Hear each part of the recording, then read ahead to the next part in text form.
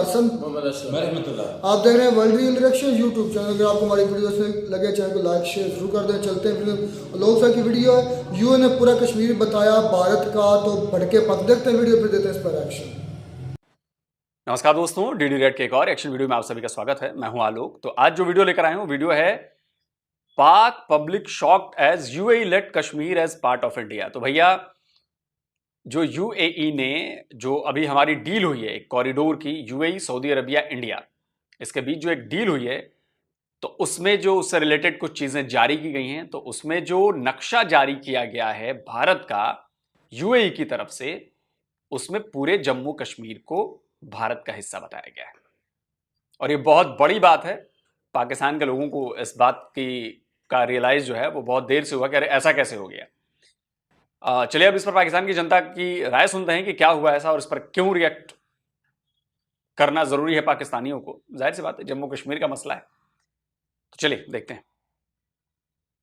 अस्सलाम वालेकुम। वालेकुम सलाम। सर, आपका नाम? अली चौधरी। सर, अभी रिसेंटली यूएई की जानिब से एक नक्शा जारी किया गया है जिसमें यूएई ने कश्मीर को इंडिया का पार्ट जाहिर किया गया है। एक इस्लामिक कंट्री की जानिब से ऐसा पहली बार देखने को मिला है। क्या कहेंगे आप इस पर? जी देखिए, बहुत गलत बात है, क्योंकि एक ऐसी स्टेट, क्योंकि कश्मीर एक ऐसी स्टेट है जिसके ऊपर अभी तक जो है अक़वाम मुत्तहिदा की शिकों के तहत जो है वो फैसला नहीं हो सका कि वो किस कंडीशन में है। क्योंकि एक कश्मीरी जो है वो कुछ ऐसे उसमें लोग हैं जो कि कहते हैं कि हम एक इंडिपेंडेंट हैं। पाकिस्तान में जो कश्मीर है, पाकिस्तान उसे अपना हिस्सा कहता है, इंडिया जो है वो उसे अपना हिस्सा कहता है, और पाकिस्तानी कश्मीर को भी अपना ही हिस्सा डिक्लेयर करता है। जो ये काम किया यूएई ने, ये बहुत अरसे से इंडिया खुद भी कर रहा था, लेकिन पाकिस्तान का एक बड़ा सख्त मौक़िफ़ था इसके हवाले से कि कश्मीर जो है वो हमारा हिस्सा है। ना कि सिर्फ पाकिस्तान का कश्मीर, आज़ाद कश्मीर, बल्कि जम्मू कश्मीर जो कि इंडिया के पास है वो भी पाकिस्तान का हिस्सा है। या तो रेफरेंडम करवा के उनको आज़ादी दी जाए कि वो जहाँ पे मर्जी जाना चाहें, बेशक एक इंडिपेंडेंट स्टेट बनाएं, लेकिन या पाकिस्तान में आए या इंडिया में चले जाएं। लेकिन आपके कहने से ये क्यों होगा? आप कौन हैं कि रेफरेंडम आपके कहने से कराया जाए? क्या हमारे कहने से आप बलूचिस्तान में रेफरेंडम कराएंगे? क्या हमारे कहने से आप बलूचिस्तान को आजाद करेंगे? वहां पर क्या आजादी की तहरीकें नहीं चल रही हैं? वहां पर बीएलए वाले नहीं हैं? वहां पर हजारों नौजवान गायब नहीं हो रहे हैं? क्या हमारे कहने से आप बलूचिस्तान में रेफरेंडम करवाएंगे? रेफरेंडम करवाएंगे तो उसका नतीजा क्या निकलेगा, ये भी मैं आपको सुनवा देता हूं एक बलोच लीडर के जुबानी। सुनिए। यानी अगर यूनाइटेड नेशन के थ्रू जब भी उधर यानी अगर रेफरेंडम हो, तो मेरे ख्याल में 90% से ज़्यादा बलोच जो है आज़ादी के हक में रेफरेंडम देंगे। सुन लिया आपने? तो वहां नहीं कराएंगे और यहां पे कराएंगे। पहले जाके यूनाइटेड नेशन की शर्तें पढ़िए। और दूसरा, शिमला समझौता क्यों भूल जाते हैं? शिमला समझौता के मुताबिक जम्मू कश्मीर का जो मामला है वो भारत और पाकिस्तान के बीच का मामला है। इसमें यूएन कहां से आ गया? यूएन को तो 72 में जो शिमला अग्रीमेंट हुआ उसमें दोनों देशों ने, आपके यहां के राष्ट्रपति का उस पर हस्ताक्षर है भाई। तब तो ये बायलैटरल मामला है। उसमें तीसरा पक्ष कहां से आ जाएगा? यूएन यूएन क्या होता है भाई?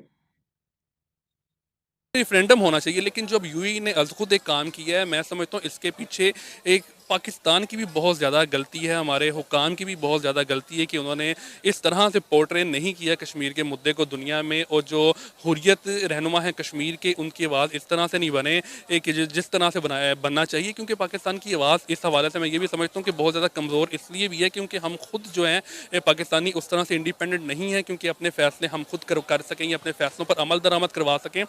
इंडिया को एज बिल्कुल है, पूरी दुनिया में इंडिया को एज है, ना सिर्फ दुनिया में बल्कि दुनिया जो इस्लामी ममालिक हैं उनमें भी इंडिया को बहुत ज़्यादा एज। सर, हमने देखा है कि जितनी भी इस्लामिक कंट्रीज हैं उनका झुकाव इंडिया की तरफ बहुत ज़्यादा है। अभी रिसेंटली इंडिया में G20 समिट हुआ, तमाम इस्लामिक कंट्रीज इंडिया में मौजूद थी, सवाए पाकिस्तान की।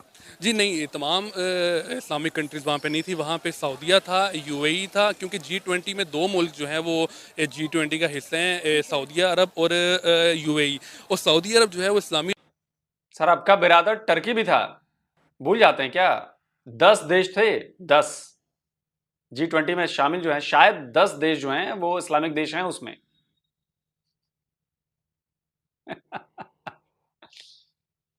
लिहाज से बहुत ज़्यादा एक मोतबर मुल्क माना जाता है, लेकिन उनका झुकाव भी वहाँ पे इसलिए है क्योंकि इंडिया जो है वो किसी से एड का तकादा नहीं करता। इंडिया हमेशा इसी पॉलिसी पे जाता है कि बिज़नेस करने की पॉलिसी पे इंडिया ने जैसे एक अपना जो है वो माशी हब बनाने की कोशिश कर रहा है इंडिया खुद को, तो एक कोई भी मुल्क हो मेरे ख्याल से वो अच्छे ताल्लुकात रखना चाहेगा ऐसे मुल्क के साथ जो कि उनको बिज़नेस दे, ना कि ऐसे मुल्क के साथ जो कि उनसे एड लें और जो कि उनसे जो है वो कर्ज मांगें और उनको भी आजमाइश में डालें। क्योंकि काफ़ी अर्सा ये कहा जाता रहा कि पाकिस्तान के पास जो $3 बिलियन हमारे बैंकों में हैं, ज़खायर हैं हमारे, वो भी सऊदी अरब की तरफ से ही उधार जो है वो हमारे बैंकों में रखा गया था।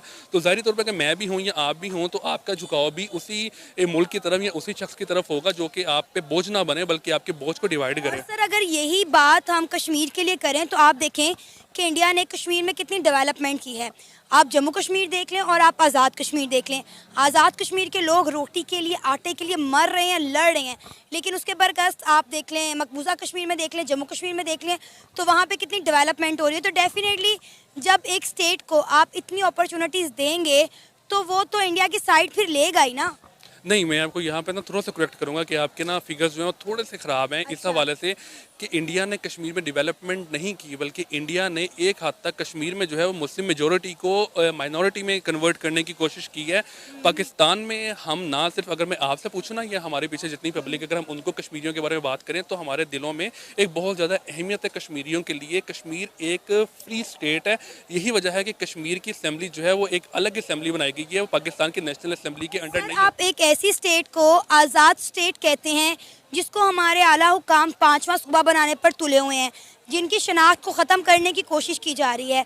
आपको पता है आज़ाद कश्मीर के लोगों के जो अब आईडी कार्ड्स बनाए जा रहे हैं उसके ऊपर पाकिस्तानी लिखा जा रहा है। तो मुझे बताएं कि ये आज़ाद कश्मीर फिर कैसे आज़ाद हुआ? देखिए, आज़ाद कश्मीर एक ऐसी रियासत है जो कि पाकिस्तान के अंदर शामिल है इस वक्त। अच्छा। कश्मीर के अलग से वज़ीर आज़म है, कश्मीर के अलग से प्रेसिडेंट हैं जो कि वहाँ की बाकायदा जो कि हर वक्त रोते रहते हैं कि हमें हमारा पूरा बजट नहीं दिया जाता। और अगर आपने कहा कि जम्मू कश्मीर में इंडिया मुसलमानों की अक्सरियत को ख़त्म करने की कोशिश कर रहा है, वहाँ पे डेवलपमेंट नहीं करा, तो सर डेवलपमेंट में क्या होता है? लोगों को रोज़मर्रा के वसाइल जो है वो सस्ते मैसर हों, इंडिया वो वहाँ पे कर रहा है।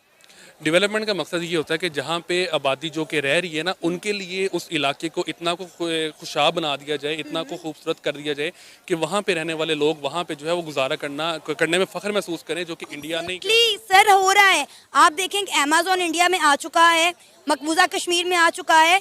आप देखें कि मकबूजा कश्मीर में रिकॉर्ड तौर टूरिज़्म हुई है, ठीक है। तो आप देखें वहाँ पे इंफ्रास्ट्रक्चर डेवलप हो रहा है, वहाँ पे कितने जो 5G की सर्विसेज आ चुकी हैं। सर इसके बाद और कौन सी डेवलपमेंट है जो आप लोग चाहते हैं? मैम देखिए, मेरी बात सुने, पाकिस्तान में जो कश्मीरी है ना, ये आज भी इंडिया की कश्मीरियों से बहुत बेहतर है, क्योंकि जितने यहाँ पे मेरी लेट मी कंप्लीट प्लीज कि उनको जो हम हकूक दे रहे हैं, ठीक है। जहाँ पे आप कह रही हैं ना कि इंडिया में अमेज़न आ चुका है, इंडिया में बाकी चीज़ें आ चुकी हैं, आपको शायद याद नहीं कि पाकिस्तान में भी अमेज़न एक वक्त में आया था, ठीक है। लेकिन हाँ, बहैसियत कौम हम लोग इनफरादी तौर पे इतने को पस्ती का शिकार हो चुके हैं कि हमारी जो हमेशा से माइंड सेट रहा है ना, वो यही रहा है कि हमने कैसे 2 नंबरी करके ना किसी भी कंपनी को भगाना है।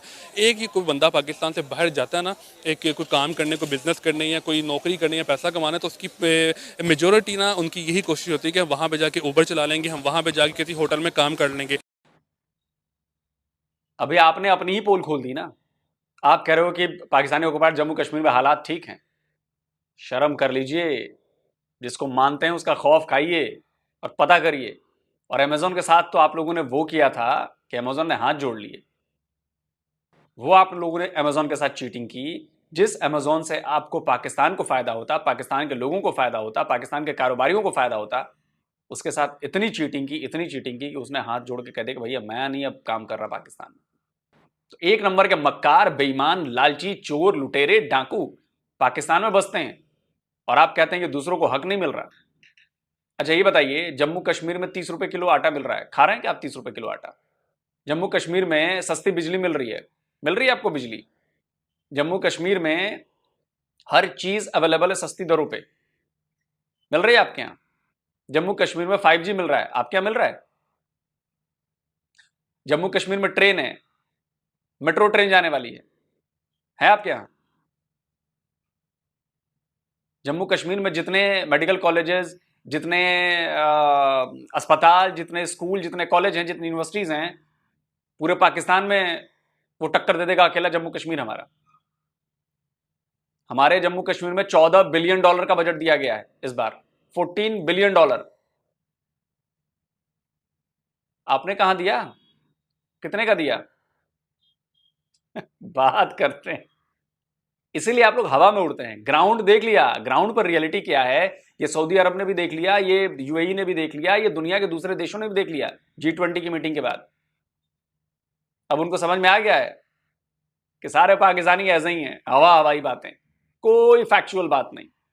हमारी प्रायोरिटी कभी भी ये नहीं रही कि हमने वहाँ पे जाके कोई अफसर बनना है या कम से कम अमेजोन का सीईओ या विंडोज़ का सीईओ, माइक्रोसॉफ्ट का भी सीईओ बनना है। हमारी यही कोशिश रहती है कि हम वहाँ पे जाके ना होटल में काम करेंगे, 8 घंटे काम करेंगे, $15-20 जो है वो घंटे के हिसाब से हम कमाएंगे, उसके बाद अमीर हो गए पाकिस्तान वापस आ जाएंगे।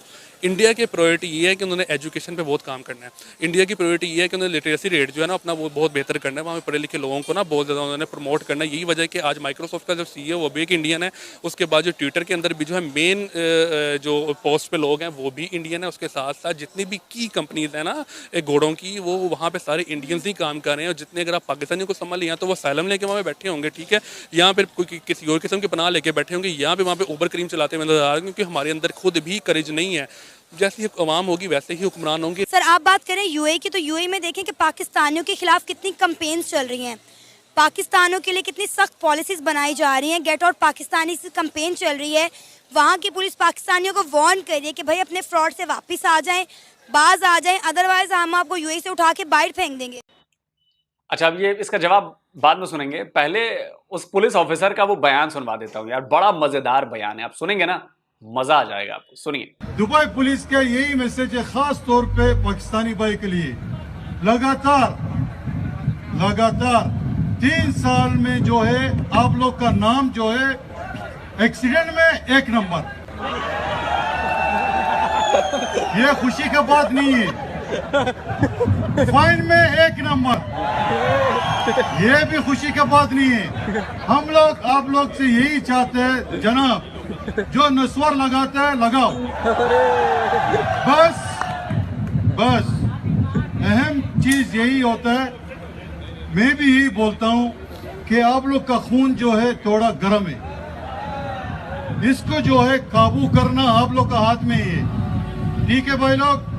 ये 1, 2 कानून को ऊपर अमल करना गलत बात है कि सही बात है? सुन लिया आपने, मतलब पाकिस्तानियों की ऐसी बेइज्जती यूएई के पुलिस के द्वारा, आप समझ रहे हैं ये? चलिए जवाब सुन लेते हैं। आप ये देखें ना कि वहाँ पे कंपेन चल रही है पाकिस्तानियों के खिलाफ, लेकिन क्या आपने खालिस्तानी कंपेन ही चली देखी जो कि कनाडा में चल रही है? खालिस्तान की कंपेन जो एक इंडिया में चल रही है। अगर इंडियन को काउंटर कर सकते तो हम लोग क्यों नहीं इनको काउंटर कर सकते? ये तो हमारी अपनी नाअहलियत है कि हमारे खिलाफ होने वाली कंपेन्स को जो है हम फौरी तौर पर जो है वो बहुत ज़्यादा उसको हाईलाइट कर देते हैं कि हमारे खिलाफ कंपेन हो रही है, तो हम हाथ पे हाथ रख के बैठ जाती हैं, सोचते हैं कि हम। आपने क्या कंपेयर किया, आपको कुछ समझ में आया?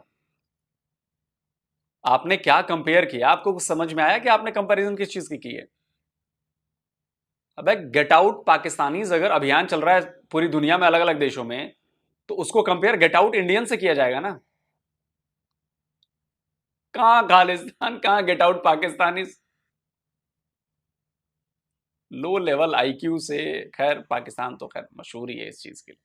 हमने क्या करना है, हम भी वैसी पॉलिसीज बनाएं ताकि हमारे खिलाफ जो है कंपेन्स वहाँ पे ना चल सकें, या हमारे खिलाफ जो है वहाँ की हुकूमतें जो हैं वो मिलकर कोई काम करें। क्यों नहीं पाकिस्तानी लोग यहाँ पे आएंगे? आज हमारे पासपोर्ट की वैल्यू इतनी लो क्यों है? क्योंकि हमारी अपनी हरकतों की वजह से, हमारे हुक्मरानों की वजह से, कि उन्होंने पाकिस्तान की वैल्यू को इतना लो कर दिया कि जिसकी वजह से जो है वहाँ वो लोग इतना बॉदर ही नहीं करते कि हमारे खिलाफ जो सी मर्जी कंपेन्स चलें।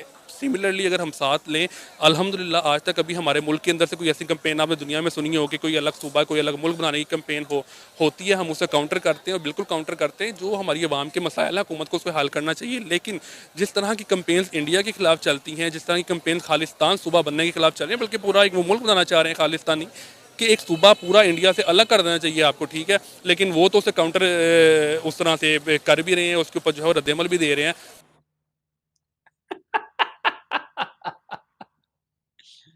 अरे भाई कुछ पढ़ ले, कर ले पाकिस्तानी, पढ़ ले, कुछ पढ़ ले। खालिस्तानी मूवमेंट कनाडा में चल रहा है, ऑस्ट्रेलिया में चल रहा है, इंडिया में क्यों नहीं चल रहा? आओ इंडिया में चलाओ मूवमेंट, रैली निकाल के दिखाओ, है हिम्मत। और आप बात करते पाकिस्तान में नहीं चलता। बलूचिस्तान बीएलए वाले कहां मूवमेंट चला रहे हैं? पाकिस्तान के भीतर, विदेश में नहीं चल रहा, पाकिस्तान के भीतर चल रहा है। सिंधु देश वाले कहां मूवमेंट चला रहे हैं? पाकिस्तान के भीतर, पाकिस्तानी जमीन पर। वो केपीके में टीटीपी वाले कहां मूवमेंट चला रहे हैं? पाकिस्तान के भीतर, पाकिस्तानी जमीन पर। खालिस्तानी मूवमेंट इंडिया में, इंडिया की जमीन पर नहीं चल रहा।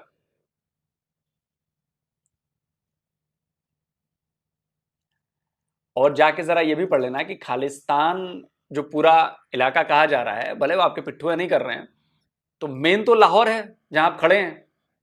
महाराजा रंजीत सिंह जो सिख महाराजा थे, बड़े जबरदस्त महाराजा थे, उनकी तो राजधानी लाहौर थी।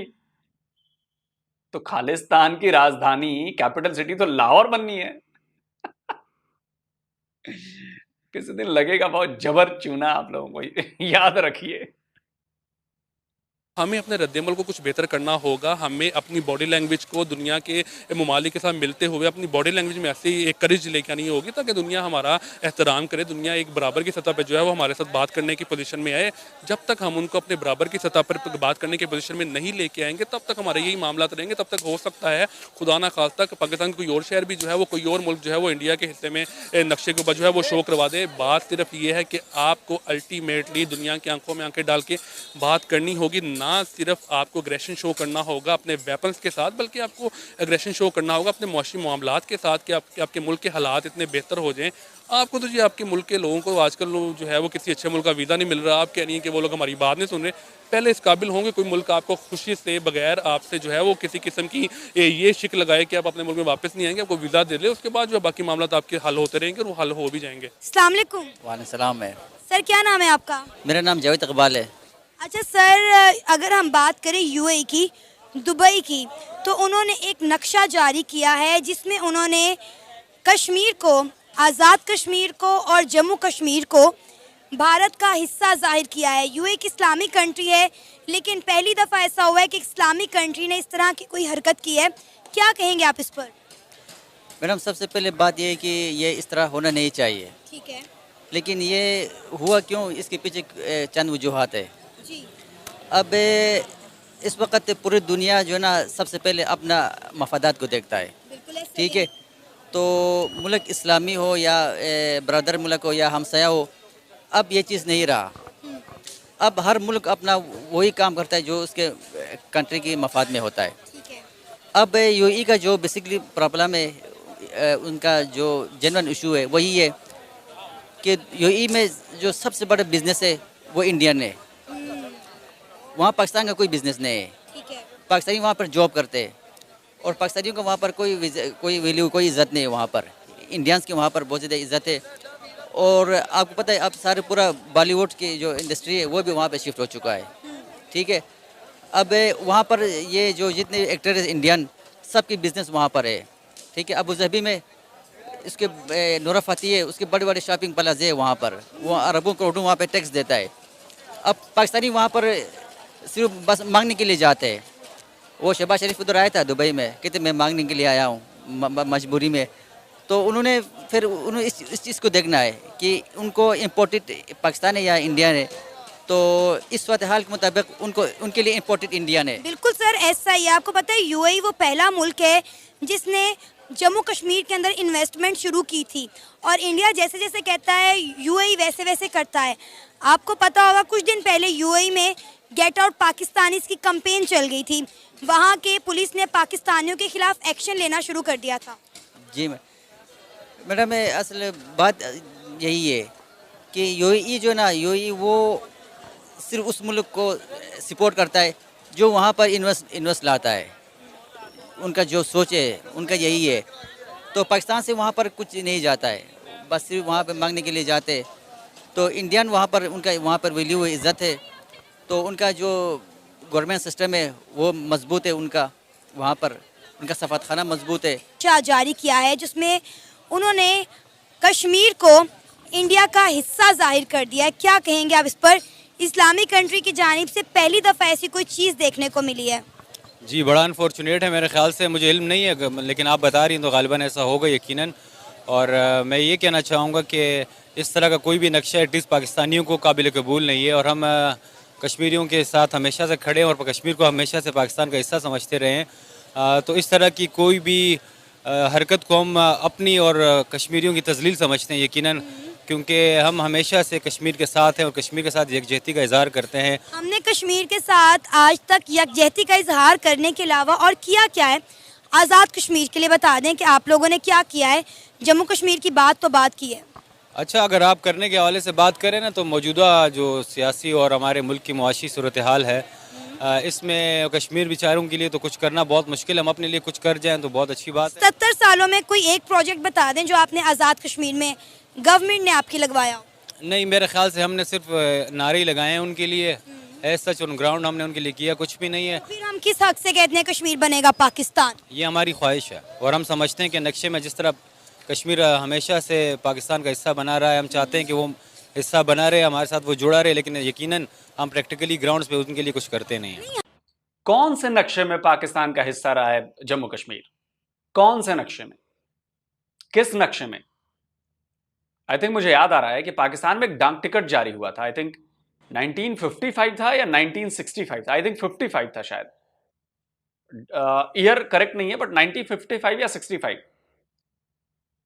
आपका ऑफिशियल स्टैम्प पेपर, उसमें जम्मू कश्मीर आपके पाकिस्तान का हिस्सा नहीं था।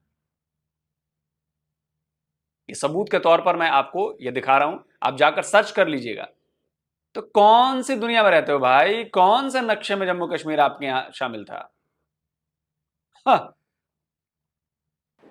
हवा हवाई ख्वाहिशों में है।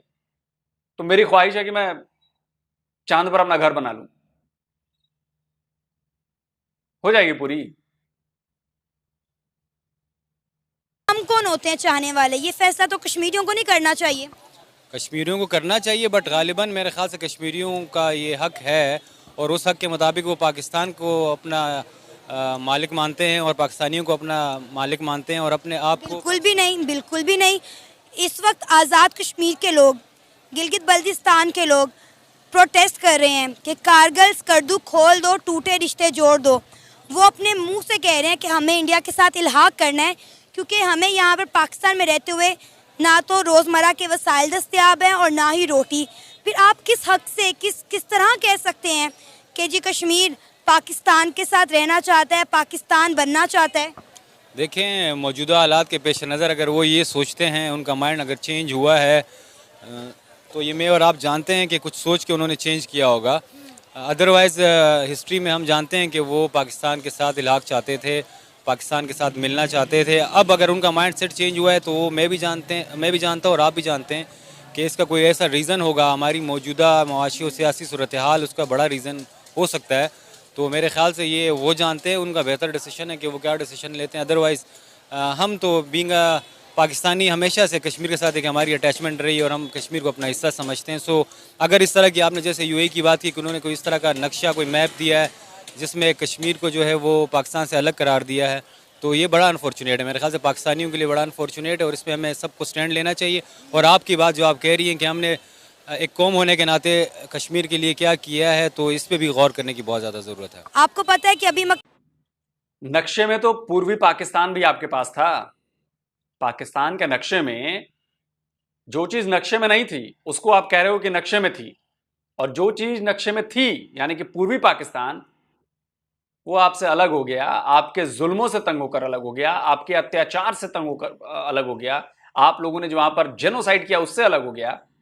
तो जो चीज आपके पास नक्शे में थी उसको तो आप बचा नहीं पाए, उनके साथ तो आप खड़े नहीं हो पाए। और आप बात करते हैं जो चीज कभी आपके नक्शे में नहीं रही, जो चीज कभी आपके साथ नहीं रही, आप उसको कहते हैं कि उसके साथ खड़े हैं। अरे तो उन करोड़ों बंगालियों को जवाब दो ना, उनके साथ क्यों नहीं खड़े हुए?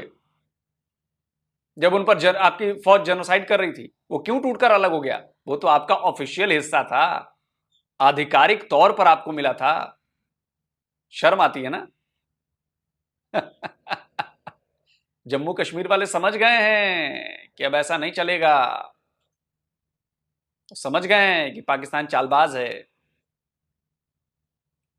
पता है कि अभी मकबूजा कश्मीर में एक दहशतगर्दाना हमला हुआ है, जिसके नतीजे में 3 इंडियन आर्मी के और कई पुलिस एहलकार जो है अपनी ज़िंदगी के बाजी हार गए हैं। और इंडिया ने कहा है कि पाकिस्तान का किया जा रहा है, इसमें पाकिस्तान मुलव्विस है, क्योंकि जम्मू कश्मीर में बहुत ज़्यादा डेवलपमेंट हो रही थी, बहुत ज़्यादा टूरिज़्म हो रहा था और पाकिस्तान ने इसको रोकने के लिए सब कुछ किया। मुझे इस बारे में इल्म नहीं है, और हक़ाइक़ मेरे ख्याल से वो जानते होंगे जो वहाँ बैठे होंगे, या आप जानती होंगी यकीनन, क्योंकि आप फॉलो करती हैं इन चीज़ों को। मेरा एटलीस्ट इस हवाले से कोई अटैचमेंट नहीं है, ना मैं इनको फॉलो करता हूँ। अगर इस तरह का कुछ हुआ है तो गॉड नोज़ के एक्चुअल फैक्ट्स क्या हैं। अच्छा सर, ऐसी क्या चलिए वीडियो रोकते हैं। जो हुआ है उसका तो बदला लिया जाएगा, और जो लोग इसमें शामिल हैं उनका भी कांड होना है। खैर, रही बात की, सवाल सबसे बड़ा ये है कि क्या जम्मू कश्मीर पर दुनिया का रुख बदल चुका है? तो इसका जवाब है जी हां, और इसकी शुरुआत एक इस्लामिक देश यूएई ने कर दी है। हालांकि मुझे याद आता है कि इससे पहले शायद सऊदीया ने अपना कोई नोट जारी किया था। उस नोट में जो उसने मैप दिखाया था, उसमें जम्मू कश्मीर जो है वो भारत का हिस्सा दिखाया था, जहां तक मुझे याद आ रहा है। और अब यूएई ने तो बाकायदा मैप बनाकर दिखा दिया जो चीजें आई हैं। क्योंकि देखिए, दुनिया पहले जम्मू कश्मीर को पाकिस्तान के चश्मे से देखती थी, पाकिस्तान जो दिखाना चाहता था उससे देखती थी। इंडिया ने धीरे धीरे अपनी रणनीति बदली। इंडिया ने एक मीटिंग कराई जिसका नाम है G20। दुनिया के 20 बड़े देश, दुनिया के 20 बड़ी इकॉनमीज, वहां के अलग अलग लोग आए, अलग अलग डेलीगेट्स आए, युवा आए, नेता आए, स्टूडेंट्स आए, वकील आए, मतलब सोशल मीडिया इन्फ्लुएंसर्स आए। सबने आकर ग्राउंड पर देखा। इंडिया ने इनवाइट किया, कहा कि नहीं, आप पाकिस्तान के नजरिए से मत देखिए, हम आपको सीधे जम्मू कश्मीर के ग्राउंड पर लेकर आते हैं, और हम आपको जम्मू कश्मीर पर ग्राउंड रियलिटी दिखाते हैं, खुद आप जाकर देखिए। वहां के ब्लॉगर्स आए, ट्रेवलर्स आए, टूरिस्ट आए, सब ने आके देखा, डेलीगेशन ने देखा। अब वो सब वापस चले गए। याद होगा मैंने आपको क्या कहा था कि बड़ी बात यह नहीं है कि G20 की मीटिंग जम्मू कश्मीर में हुई है, बड़ी बात यह है कि उसके आफ्टर इफेक्ट में क्या होगा। और आफ्टर इफेक्ट में पहला नतीजा आ गया है कि यूएई ने रिकॉग्नाइज कर दिया है कि जो पूरा जम्मू कश्मीर इंडिया का है।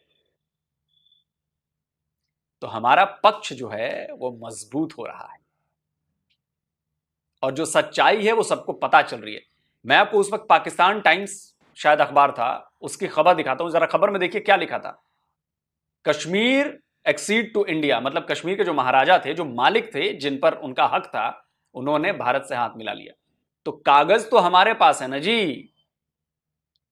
तो जिस चीज के कागज हमारे पास हैं, तो वो चीज आपकी कैसे हो गई?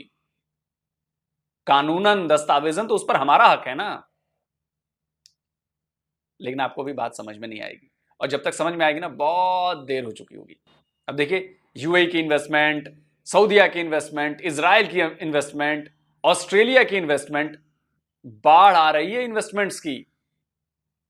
और छोटी मोटी बाढ़ नहीं आ रही है, करोड़ों अरबों डॉलर्स की बाढ़ आ रही है। और आने वाले 5 साल वेट कीजिए, बस 5 साल में देखिए कश्मीर में और क्या क्या होता है। जल्द मिलता हूं एक और नए वीडियो के साथ। नमस्कार, जय हिंद। तो जी वीडियो होगी ख़त्म। काफ़ी थोड़ी सी लेंथी वीडियो थी, काफ़ी ज़्यादा बातें आलोक सर जो आई थिंक गैर मुनासिब थी, गैर मुज़बाना थी, वो कर गए। खैर, लेकिन वो बोलते वक्त आई थिंक पीछे नहीं देखते। वो क्या कहते हैं कि पहले तोलो फिर बोलो।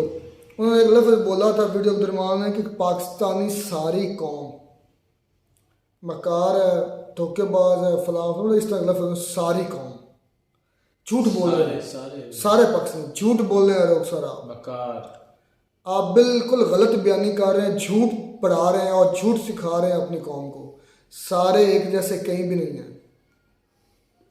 सारे एक जैसे किसी मुल्क, किसी खित्ते, किसी बस्ती, किसी शहर में सारे लोग एक जैसे नहीं हैं। एक घर में नहीं होते, एक घर में एक जैसे नहीं होते। आप झूठ बोल रहे हैं, अपनी झूठ को थोड़ा सा लगाम दें। पहली बात तो यह है, झूठ ना बोलें, आप फैक्चुअल बातें करें। वो आपकी मुझे अच्छी लगती हैं, उस पर मैं काफ़ी मरतबा मतलब क्या एग्री करता हूँ, बल्कि आपकी तारीफ भी करता हूँ। लेकिन जहाँ कंडेम करने वाली बातें होती हैं, सारे जब आप बोलते हैं, हाँ ये बोले मैक्सिमम, ये एक लफ्ज़ ऐसा है जिससे पता चलता है कि ठीक है ज़्यादातर लोग हमारे ऐसे हैं।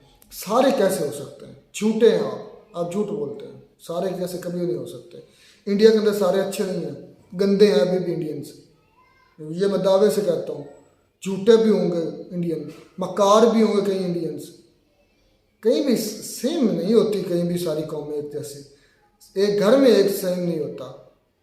इसलिए थोड़ा सा गुरेज किया कर इस तरह के लफ्ज़ बोलते हुए, जो झूठ बोलते हुए, बहतान लगाते हुए, सारे के लफ्ज़ इसमें आपको जो है वो नहीं करना चाहिए। मैक्सिमम बोल लेते चलो फिर भी बनता जोड़ता था। अगर मैं ये कह दूँ सारे इंडियन अच्छे हैं, मैं झूठ बोलूँगा, क्योंकि सारे इंडियन अच्छे नहीं हैं। बुरे अच्छे हर तरह के लोग हर माशरे में होते हैं। चले मान लिया आपकी इकॉनमी जो है वो थोड़ी सी मतलब चले अच्छी हो गई, क्या इकॉनमी के पीछे छिप कर आप ये कह दें कि हम सारे इंडियन 100% ठीक हो गए? गलत होगा। मैं भी नहीं कहूँगा, मैं आज तक नहीं कहता कि सारे इंडियन अच्छे हो गए। मेरे मुंह से कभी नहीं निकला कि पाकिस्तानी सारे बुरे हो गए। जब आप ये लफ्ज़ यूज़ करते हैं तो आप उन लोगों को भी बुरा कह रहे हैं जो कि बड़े नेक सीरत, अच्छे ख़ानदान से, अच्छे पढ़े लिखे, जो कि इन चीज़ों को फिर आप बोले कहाँ शुएब चौधरी को भी, वो भी उन सारों में शामिल है, वो भी झूठा है। फिर जिस तरह आप मकार कह रहे हैं, शुएब चौधरी मकार, सना अमजद मकार, मुजम्मल कुरैशी मकार, सारे मकार होते हैं और उन दल्लों को ये समझ नहीं आते। ये क्लिप अगर उनको ये दिखाना कि ये कह रहा है लोग हमारे लिए कि सारे लोग सब में शुएब चौधरी है, मुजम्मल कुरैशी है, ये लिबरल आंटी जो है क्या नाम है सना अमजद जो है, ये भी उसमें शामिल है, सारे ही हैं। और ये मेरी इस आंटी का, ये मेरी बहना का ये कोशिश है कि किसी तरीके से भी पाकिस्तान के सारे जो कंटेंट बनाते हैं ना इंडिया में, उनकी कोशिश है कि किसी न किसी तरीके से पाकिस्तान जो है ना वो भी डिक्लेयर हम कर दें कि ये भी इंडिया का हिस्सा है। इस वक्त पहले तक का नहीं पता, इस बार हम डिक्लेयर करवा दें किसी तरीके से कि ये भी पाकिस्तान जो है ना वो भी इंडिया का हिस्सा है। था तो पहले हाँ वो हम मानते हैं, लेकिन अब भी इनकी कोशिश है कि हम डिक्लेयर करवा दें कि ये इंडिया का हिस्सा। इनकी कोशिश सब की यही है। तो इसलिए थोड़ा सा मुझे बुरा लगा, मैंने अपने पॉइंट ऑफ व्यू दे दिया। अब आते हैं कश्मीर की तरफ। यूएई ने नक्शे में दिखा दिया, यूए के इंडिया के साथ ताल्लुकात अच्छे हैं, अपने मफाद की खातिर भाई कुछ भी कर बोल सकता है, कुछ भी उन्हें कर पता सकता है, है। देखने वालों को, इंडियंस को भी पता है कि ये मफाद की खातिर कर रहे हैं, हकीकत से इसका कोई लेन देन नहीं है। यूएई को भला इससे जो कश्मीर का मसला है इससे क्या लेन देन है? वो इसलिए कि हम आपका बहुत ज़्यादा सगे हैं और हम आपसे बेहतर तलकात हमारे हैं, इस वजह से करे, और कुछ भी नहीं इनका लेन देन है। सिर्फ ये कारोबार की बिना पर हो रहा है, कारोबार है ना। और आज से 70 साल पहले, इन्वेस्टमेंट है ना, 70 साल पहले या साले चले जाएं, कम 100 साल पहले चले जाएं, थोड़ा पीछे जाएं, तो ये वही चरवाहे हैं, ऊँटे चुराने वाले। हालांकि ये हमारे मुस्लिम भाई हैं, लेकिन ये चरवाहे थे। सिर्फ इनके पास एक चीज़ है और वो है आयल, डीजल आयल, बस उसकी वजह से ये थोड़ा सा अमीर होगा और इसलिए दुनिया इनको भाव देना शुरू कर दिया, जिसमें इंडियंस भी शामिल है, जिसमें पाकिस्तानी भी शामिल है। एक बात तो माननी पड़ेगी कि उन्होंने, उनके पास ठीक है ऑयल है, लेकिन उन्होंने मैनेज किया अपने कंट्री को, उन्होंने अपने मुल्क को ऐसा बनाया है कि वहाँ पे लोग जो इन्वेस्ट कर रहे हैं। जो सऊदी अरेबिया है ना, मैं कहता हूँ वो कुछ भी ना करे, जितना पैसा उनको हज उम्रे की तरफ से आ रहा है ना यार, खैर वो बातें छोड़े, हम पटरी से उतर रहे हैं, बात ही हम करते हैं कश्मीर इंडिया का। लेकिन भाई उसका इसमें वो एक भाई ने बात किया कि भाई वो जो कश्मीर है ना इंडिया वाला, वो भी हमारा हिस्सा है, नक्शे में है। लेकिन मैं कहता हूँ कि गलत बात है। पहले ये जो मुझे लगता था कि जो पहले हम बोलते थे ना कि कश्मीर हमारी शार आ गया, ये है वो है, लेकिन हमें पहले अपना जो मुल्क है ना उसको देखना चाहिए। वो हमसे संभाला नहीं जा रहा, हम अगले कश्मीर की तरफ देख रहे हैं। पहला जो कश्मीर हमारे पास है उसको हम पूरी तरह से वसाइल दे नहीं सकते। उनकी जो बेसिक चीज़ें होती हैं, बेसिक नीड्स हैं, वो हम पूरी नहीं कर सकते। तो हम अगले कश्मीर की तरफ कह रहे हैं कि भाई वो भी हमारा हिस्सा है, वो भी बनेगा। लेकिन हाँ, एक बात मैं यहाँ कहना चाहूँगा कि कश्मीर चाहे उधर का हो या इधर का हो, दोनों में अवाम की राय ज़रूर लेनी चाहिए कि अवाम क्या चाहती है, वो इंडिया के साथ जाना चाहती है या पाकिस्तान के साथ जाना चाहती है। अंकल आलोक सर ने कहा है कि जो आप फिर कहते हैं कि रेफरेंडम होना चाहिए, तो आप बलूचिस्तान का फिर करवाएं। बलूचिस्तान जो है ना कश्मीर की तरह एक जो है ना मुतहदा है, जिसे कहते हैं ना मुतनाज़ा इलाका नहीं है, वो एक आज़ाद, वो पाकिस्तान के अंदर है। इस तरह तो फिर खालिस्तान वाली बात तो आप उनको भी कर दें। एक मेरी ये बात सुन, वो मेरी लिबरल आंटी जो क्या नाम उसका सना अमजद, उसने ये बात की थी कि जो पाकिस्तान के पास आज़ाद कश्मीर से हम बोलते हैं उनके ऊपर मतलब इंडिया जो पासपोर्ट या ID कार्ड बनता है पाकिस्तान लिखा होता है। तो मैं लिबरल आंटी से पूछना चाहता हूँ, लोग साथ नहीं मेरी की बात उन तक पहुँचे, तो उनसे ये मैं पूछना चाहता हूँ कि जो इंडिया के पास जम्मू कश्मीर है उसके ऊपर जो जब उनका ID कार्ड बनता है तो क्या लिखा होता है? क्या कश्मीर लिखा होता है कि या इंडिया लिखा होता है या भारत लिखा होता है? ये सवाल, ये वन साइडेड क्यों होता है यार ये मीडिया? मैं इस चीज़ से बिल्कुल इत्तेफाक करता हूँ जो पाकिस्तान के अंदर चल रहा है, पाकिस्तान के लोगों के साथ, कश्मीर के लोगों के साथ हो रहा है पाकिस्तान के अंदर, वो बुरा हो रहा है। लेकिन वन साइडेड क्यों सोचते हैं? ये क्वेश्चन ये इंडिया से क्यों नहीं करते ये लिबरल आंटी कि जो जम्मू कश्मीर के लोग हैं उनको आप आज़ाद स्टेट या उनको अलग टेरिटरी समझते थे, अब तो वो भी वजूद ख़त्म कर दिया, 370 ख़त्म कर दिया हो गया, या जो भी है वो उनका अपनी स्टेट जो मर्जी करें। यही क्वेश्चन क्योंकि एक मतनाज़ा इलाका है पाकिस्तान के लिए, उस लिबरल आंटी ने ये क्वेश्चन उठा दिया कि आप मतलब क्यों उधर पाकिस्तान का नाम आता है ID का, तो यही क्वेश्चन उनसे क्यों नहीं करते? यही कानून उन पर लागू क्यों नहीं करते? फिर आलोक सर ने बलूचिस्तान की बात की, तो खालिस्तान के बारे में क्या ख्याल है आपका? जो अमृतपाल सिंह है उसके बारे में क्या ख्याल है? उसके बारे में आप क्या राय रखते हैं? ये भी कमेंट में एक बात उन्होंने ये भी की कि भाई दुबई वाली पुलिस जो है वो पाकिस्तानियों से बहुत ज्यादा कह रहे हैं पाकिस्तान के यार ये है इशू चलते हैं, ये सिर्फ दुबई में ही नहीं है पूरी वर्ल्ड में पाकिस्तानी रहते हैं वहाँ पे इशू चल रहे हैं और हम में कुछ खामियां हैं जिसकी वजह से ये इशू क्रिएट होते हैं। असलम भाई इसकी मैं वजह बताऊँ क्या? मैं इसकी सिंपल आपको समझाऊँ तो एक बच्चा पला बड़ा है मतलब कि एजुकेटेड मॉल में, मतलब कि अच्छा उसका बाप पढ़ा लिखा, हालात की वजह से मैं वही उधर ही आ रहा हूँ, हालात होते हैं, मैं उधर ही आ रहा हूँ यार, उधर ही आ रहा हूँ। एक का बाप है, मैं मिसाल देता हूँ, कोई अच्छा बिजनेसमैन है, उसके पास करोड़ों अरबों की जायदाद है और उसका बेटा अच्छे स्कूल कॉलेज अच्छी तरबियत के साथ पढ़ता लिखता है, और एक जो कहते हैं हम झुग्गी वाला बच्चा जो उसके पास ना अच्छी बुक्स है, ना अच्छी खाने को, ना अच्छा मतलब पीने को, वो माशरे को क्या देगा? वो माशरे को हमेशा नफरत देगा, माशरे को हमेशा क्राइम की तरफ लेकर जाएगा, क्योंकि उसको उसके अंदर एहसास से कमतरी पैदा हो जाती है। जो झुग्गी वाला होता है बच्चा पैदा होता है, कोई करोड़ों में से एक अच्छा हो जाए तो हो जाए, लेकिन उसके अंदर बचपन से ही वो एहसास से कमतरी का शिकार होता है कि मैं भी इंसान हूँ।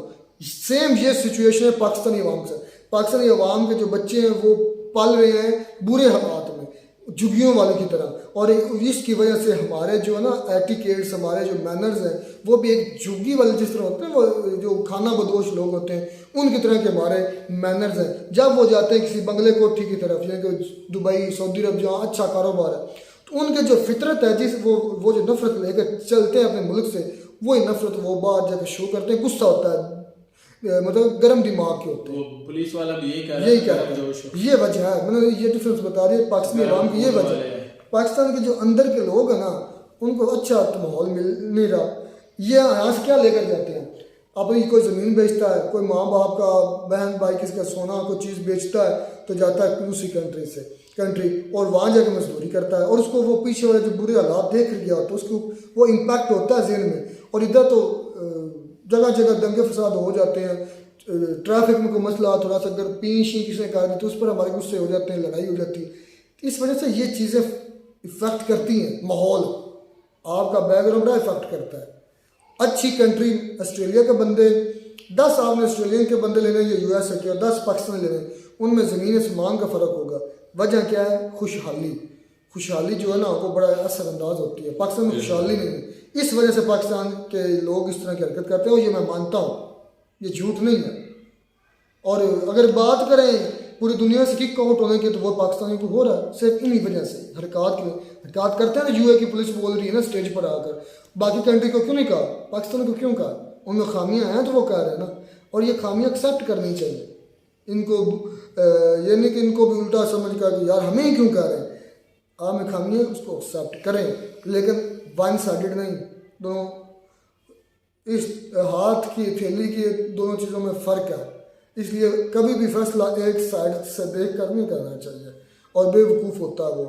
तो कश्मीर के मामले पर और ज़्यादा क्या बोले, बस इतना लेकिन आलोक सर जो है ना, मुझे लगता है कि ठीक है इंडिया कर रहा है तरक्की, लेकिन वो ना ज़्यादा ही ओवर हो जाते हैं। किसी बोलते वक्त ये नहीं सोचते ठीक है वो पढ़े लिखे भी होंगे, लेकिन एक पढ़े लिखे बंदे को ऐसी बातें करना ज़रूर तो नहीं देता कि वो दूसरे मुल्क को टोटली कह दे कि वो बिल्कुल सारी को गलत है, जब मतलब बोले सारा बिल्कुल गलत है या बिल्कुल ठीक है, ये गलत है। हर मुल्क में हर किस्म के बंदे रहते हैं, हर किस्म के इंसान रहते हैं। इंडिया ना तो पूरा अच्छा है और ना ही पूरा गलत है।